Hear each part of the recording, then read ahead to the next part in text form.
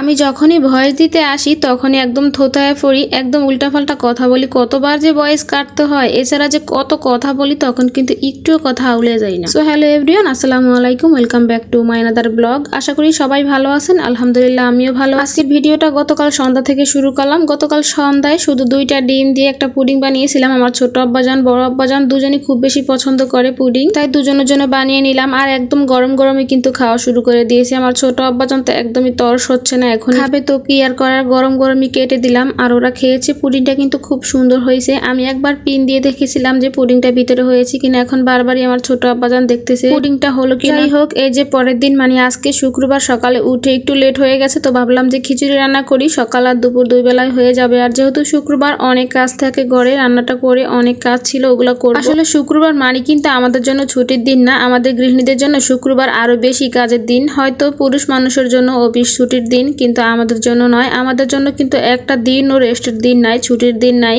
তো এই যে কথা বলতে বলতে এদিকে কিন্তু আমি খিচুড়িটা বসিয়ে দিয়েছি। আর এখানে শুধুমাত্র আমি 2টা কাঁচামরিচ দিয়েছি, একটা পরে একদম তুলে রেখেছি, কারণ আমার ছোট আব্বাজান একদমই ঝাল খেতে পারে না, তাই তুলে রেখেছি। তো আমি পরিমাণ মতো পানি দিয়ে দিলাম, আর পানিটা কিন্তু গরম পানি দিলাম, দিয়ে একটু ঢাকনা দিয়ে কিছুক্ষণ রেখে দিয়ে আবার একটু ঢাকনাটা তুলে নেড়ে চেড়ে দিচ্ছি। তারপর ঢাকনা দিয়ে আরো কিছুক্ষণ রেখে দিব। এরকম করে কিছুক্ষণ পর পর আমি ঢাকনা তুলে একটু নেড়ে চেড়ে দেবো। ভুনা খিচুড়িটা এভাবে একটু নেড়ে চেড়ে করলে ভালো হয়, সব দিকে খুব ভালো করে সেদ্ধ হয়ে যায় চালটা।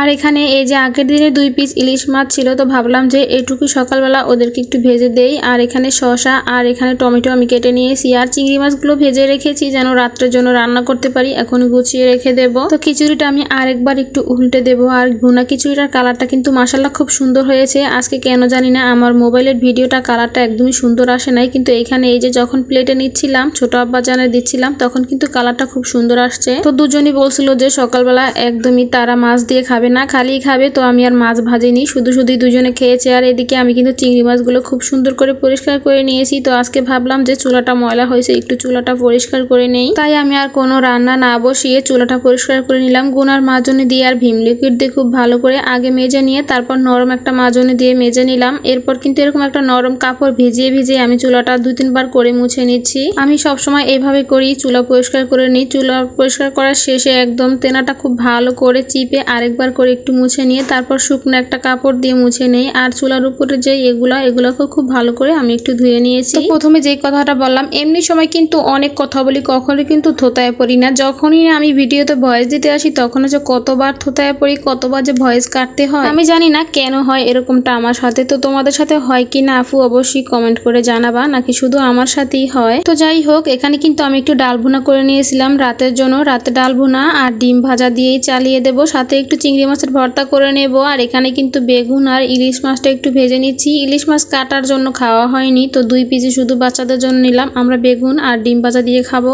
বেগুন ডিম ভাজা আর এগুলো দিয়ে খেতে কিন্তু অনেক বেশি ভালো লাগে খিচুড়ি। তো এখানে কাঁচামরিচ টমেটো আর শসাও কেটে নিয়েছি। তো আমরা সবাই মিলে দুপুরবেলা খেয়ে নিচ্ছি, রাতের জন্য তো রান্না করবোই। তো দুপুরে আর সকালে 2 বেলায় কিন্তু খিচুড়ি দিয়ে চালিয়ে দিলাম। আজকের মতো ভিডিওটা এখানেই শেষ করলাম। ভিডিওটা কেমন হয়েছে অবশ্যই জানাবেন, আমাদের জন্য দোয়া করবেন। আল্লাহ হাফেজ।